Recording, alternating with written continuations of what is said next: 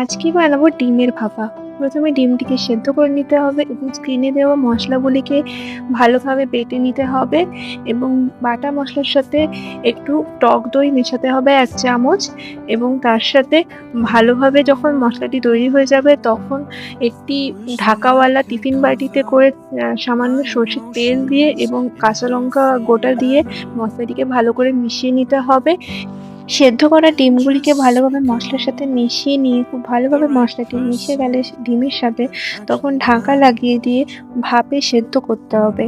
ভাপে বসানোর জন্য একটি কড়াইতে জল গরম করে তার জলটি ফুটে উঠলে তখন এই টিফিন বাটিটি বসিয়ে দিয়ে একটি খুব ভালো ভারী কিছু চাপা দিয়ে দিতে হবে। যেমন শিলনোড়ার নোড়া হলে খুব ভালো হয়। তো এভাবে করে ১০ মিনিট রেখে দেওয়ার পর তৈরি হয়ে যাবে আমাদের ডিমের ভাপা। খেতে খুব সুস্বাদু হয়। ভালো লাগলে জানাবেন অবশ্যই।